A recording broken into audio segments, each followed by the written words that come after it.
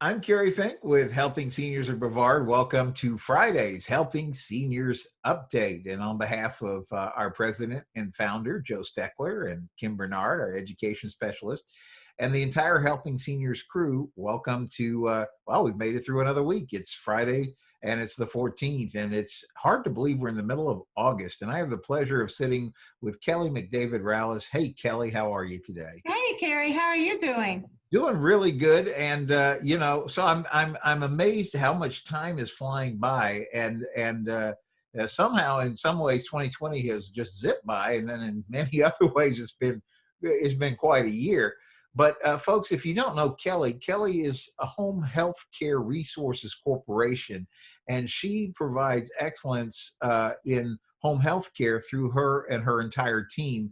And so I'm so excited to have her with us today so we can talk a little bit about updates. We're getting ready to go into the TV studio here in just a week or so and record some new. This will be the first time actually since COVID lockdown began.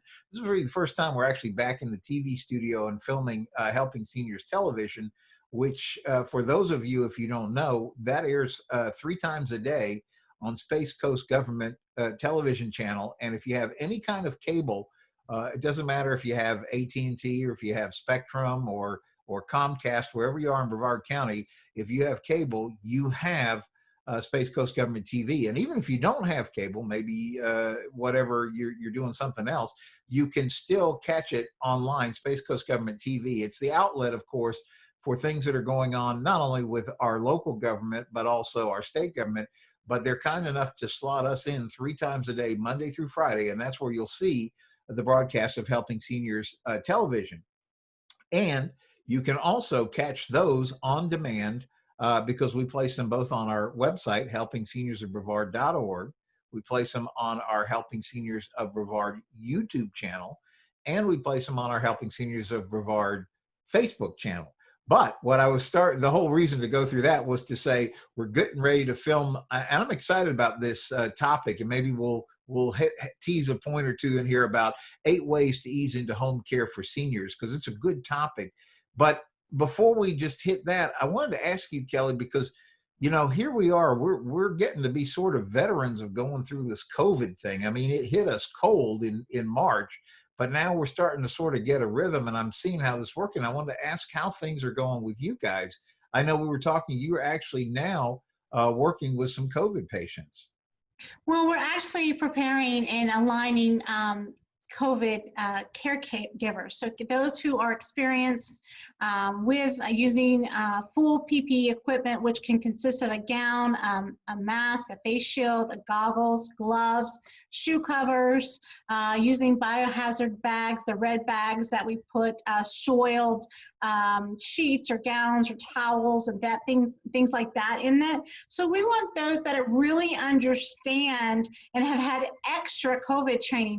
Our caregivers now, as a requirement for continuing education credits, have to complete a COVID-19 program. So there's some training hours that they have to complete. And then we ask a questionnaire. We're also making sure that our caregivers are getting tested regularly, making sure that we're being updated if there's exposure. Believe it or not, when they wake up in the morning, a couple hours before they start their shift, they grab their cell phone and they get an alert. How do you feel today? Mm-hmm. Do you have a temperature? Please check your temperature and log in your temperature for the day. And then if they were to have a temperature or if they didn't had certain symptoms, we would be alerted, and then we would be able to change their case and actually put them on hold for a few days, or again, require additional testing. We were laughing about this actually before we started rolling for this, because just earlier in the week was doing the Helping Seniors radio show. And as we're walking in the door to the radio studios, Eric, the gentleman who kind of oversees what's going on at the station, he's meeting us at the front door with his little temperature gun and making sure we're all good. But the thing that I keep learning, Kelly, and I was going to get you have a much more expert view on all of this than I would. But everything I'm hearing anecdotally is when we do all these precautions the right way, not only are we able to stay safe, but seniors are able to stay safe. That is our biggest outlook right now is we want to keep our seniors safe and anyone with a compromised immune system. So anyone with any kind of respiratory conditions, cardiac conditions, or diabetes.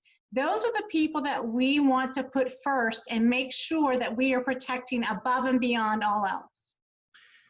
And another thing is we were talking also that, you know, to kind of put it bluntly, I know this is new for all of us, but this certainly isn't your first rodeo. You were telling me about some of the other disease things that you've worked through where there was contagions and things like that. And you guys are equipped and know what to do with this.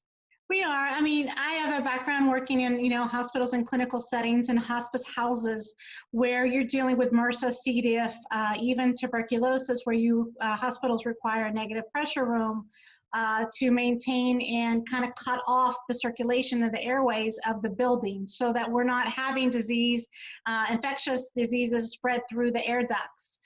We're not able to do that in home environments, and most hospitals may only have 1 or 2 negative pressure rooms if they exist in some of the smaller hospitals.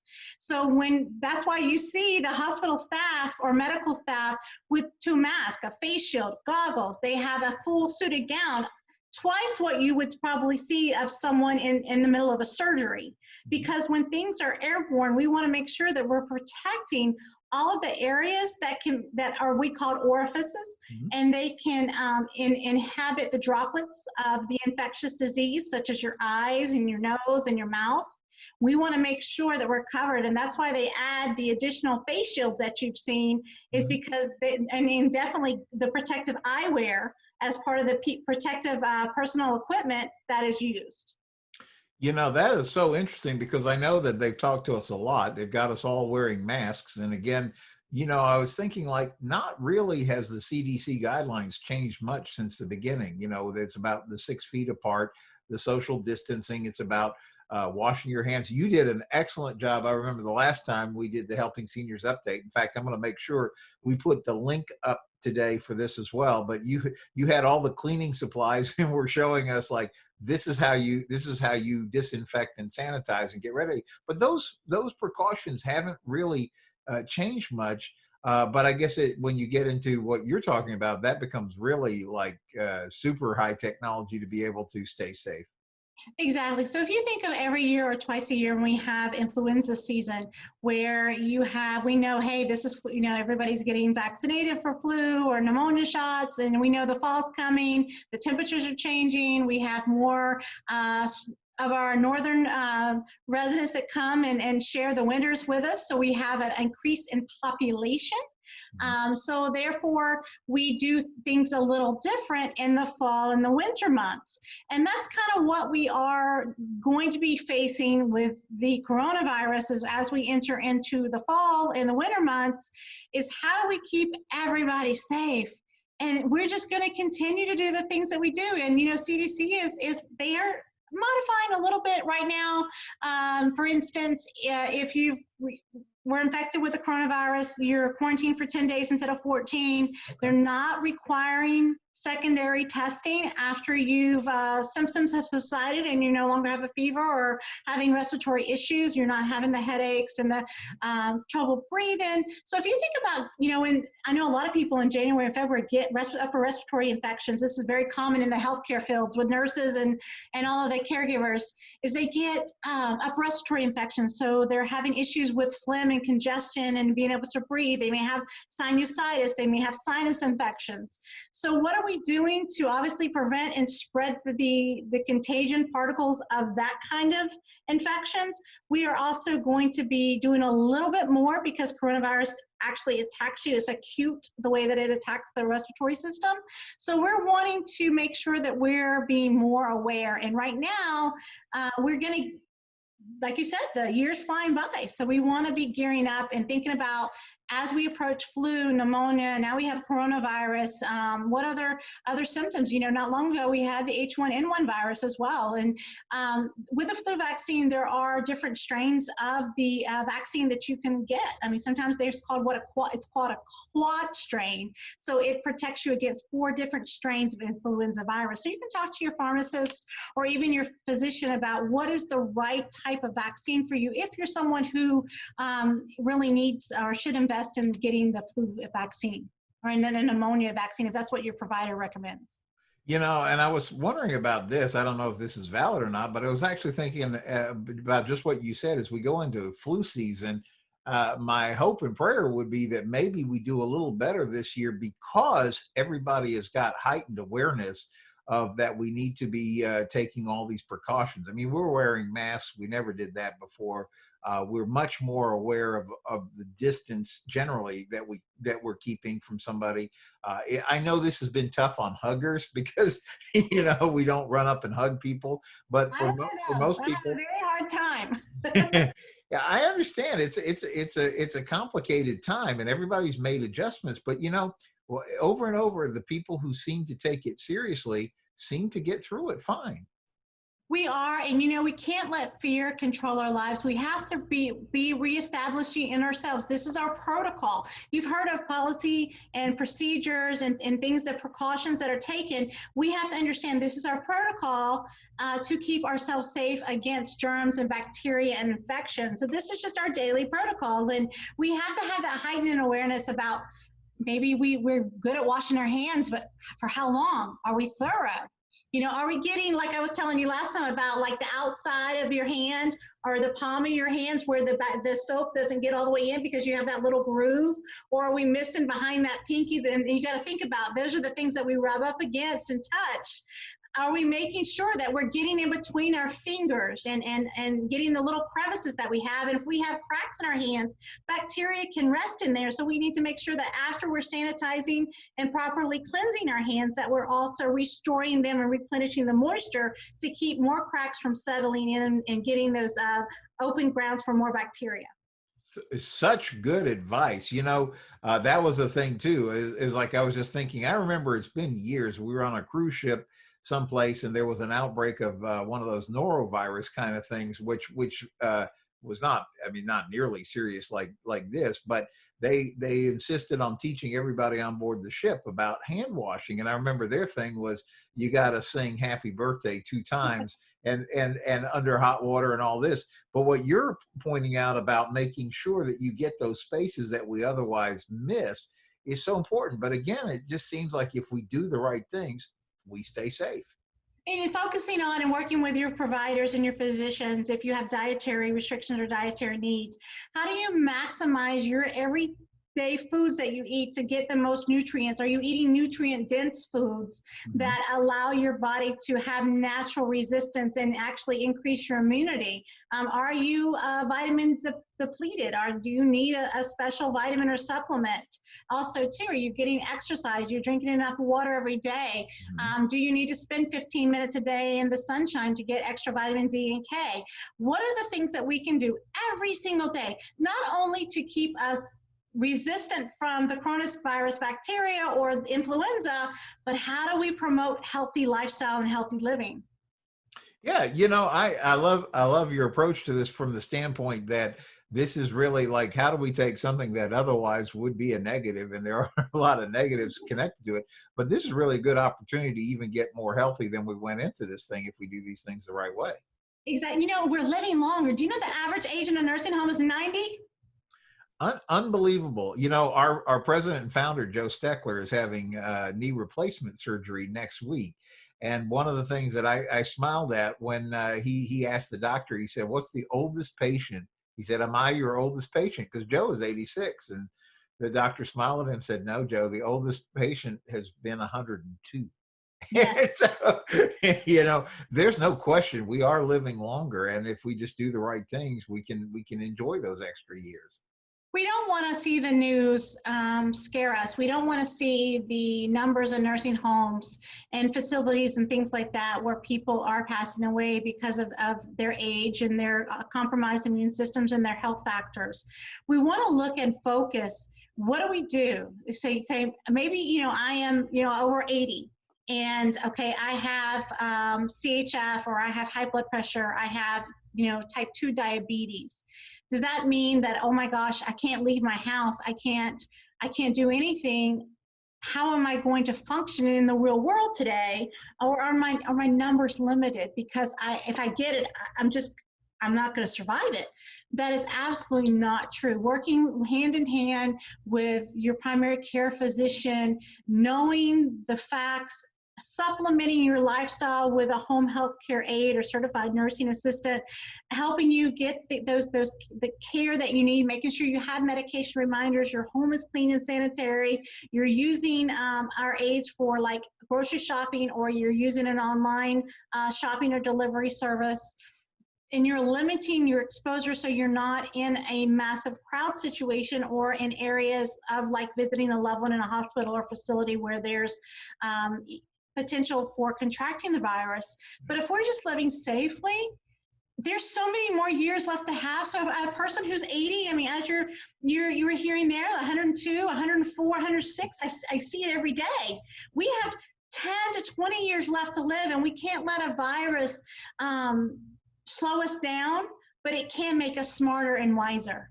Such good advice. And one of the things I was going to ask you to share, please, the website and phone numbers to get in touch with you, because one of the things I keep hearing is, while people are in the midst of this, maybe it's a child of a parent who lives in Florida, and normally they would be able to come down during the summer and check on mom or dad, and maybe they just can't, with all the travel restrictions and all these things, it may not be the thing to do.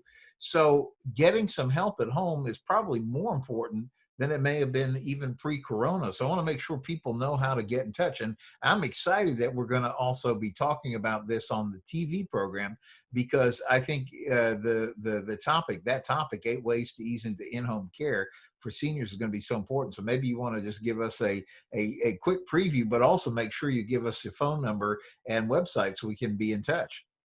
Oh, absolutely. And one of the greatest things too is, we may have to have those conversations with mom or dad who are not open-minded or open to bringing someone else into their home to help when they're, they don't want to lose their independence. So we want to start before the fall season comes, before we start seeing an increase in influenza cases on top of the coronavirus. How do we approach that subject? So that's one great thing that we're going to be doing coming up on the TV show, is being able to talk about that, how to get prepared. What's a checklist? What are things we need to know?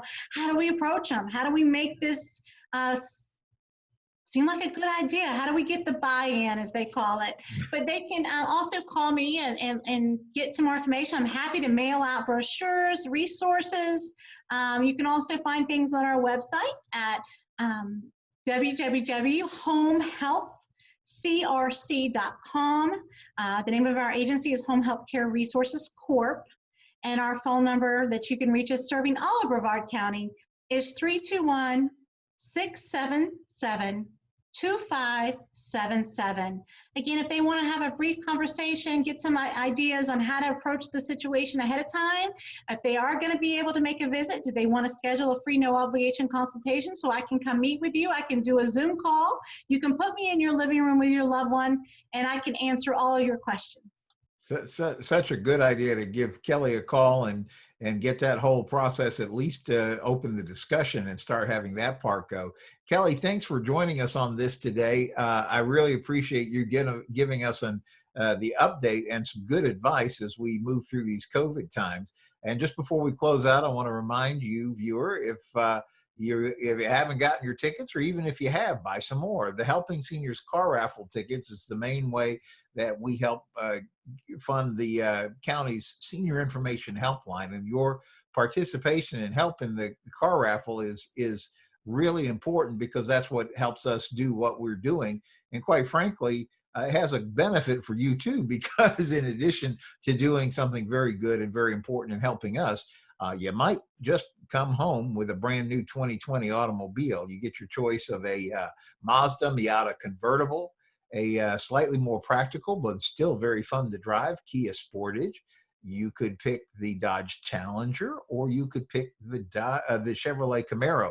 So a lot of fun cars to pick from. The date is October 10th, 2020. We're going to be at the American Muscle Car Museum. We are so looking forward to having a big time and a good drawing with all that. But you got to as they say, you got to be in it to win it. So Helping Seniors Car Raffle.com. The other date that I want you to ask you to put on your calendar is 2/21/21. Shouldn't be that hard to remember. It's February 21, 2021. That date is the date that the Helping Seniors Foundation Cruise sails from Port Canaveral, Florida, on board the beautiful MSC Seaside. And you can get information about that at the helpingseniourstravelclub.com.